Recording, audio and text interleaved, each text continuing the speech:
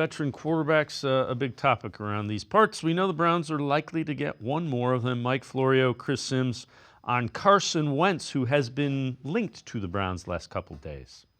He's 47-46-1 as a starter. I actually thought his record was better than that, but he's on the right side of 500.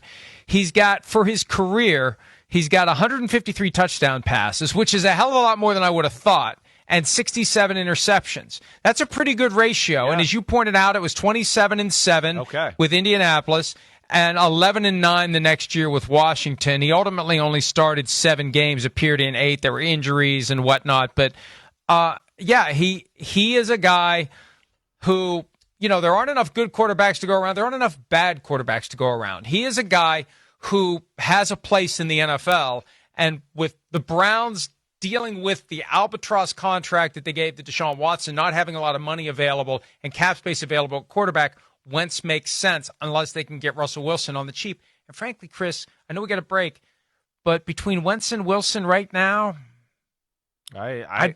I'd probably want.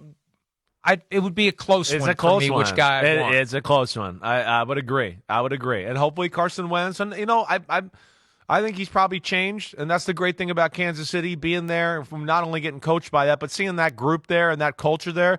I was at practice a few times when he was there. He seemed to fit in, so maybe he's a different guy from the years of the Colts and the Eagles and all of that in the locker room.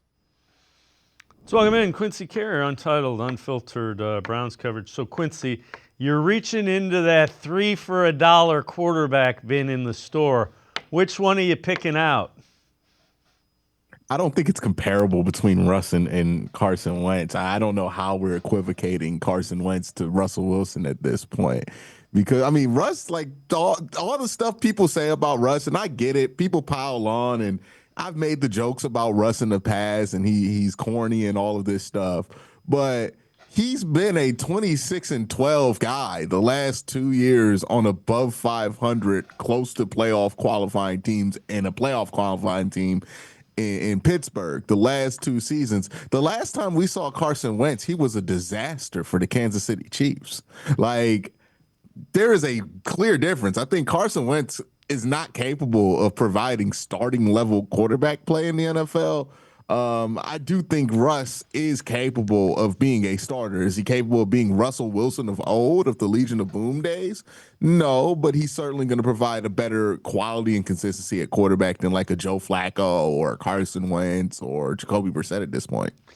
So what do you think the Browns, what do you do if you're Andrew Berry? And again, Wilson came out today and said he prefers to go to the Giants over the Steelers. Didn't really mention the Browns in there. Kirk Cousins now would cost you some sort of draft capital and probably significantly more than veteran minimum, so I don't know that that's an option. Where do you look?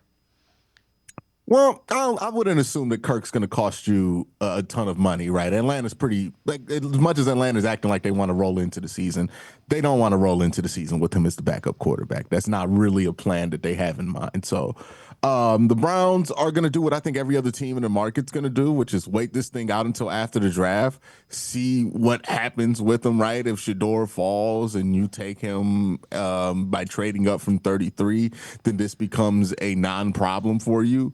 If you really like Will Howard, you get him at a spot that you like, then this becomes less of a problem for you. So I think that's the next step, right? Kirk didn't become available. I think that was the only quarterback they were ever going to sign at this period of free agency if he became available. Since that's not the case, I think they're going to wait this thing out until, possibly post June 1st to see what actually the Falcons are willing to do at that quarterback position with him. Because, here's the thing with the whole Kirk Cousins is going to be the backup thing.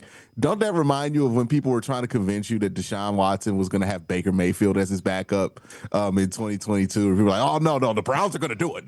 Don't you worry. The Browns are going to have Baker Mayfield. They're just not going to trade him. And then we traded him for like a 5th and a 6th round pick, right? something's gonna shake. It's obvious they don't want him back, and it's obvious that Kirk don't want to go back. So they'll do something, either as a designated post June 1st. I think they still have a slot available, or just straight up after June 1st. Because like, what if Kirk don't show up the OTAs or something like that? Like I think they're just gonna have to sit and wait. It's not a comfortable feeling, but I mean, even if we sign Kirk in March, man, it wouldn't be comfortable, right? Like it just is what it is. This is just where you are. If you're the Cleveland Browns, and the best you could hope for is to get somebody who can provide a level of quarterback play that will be significantly better than where you were last year. And you were at a very dark place last year, quarterback play, so it shouldn't be hard to find an upgrade.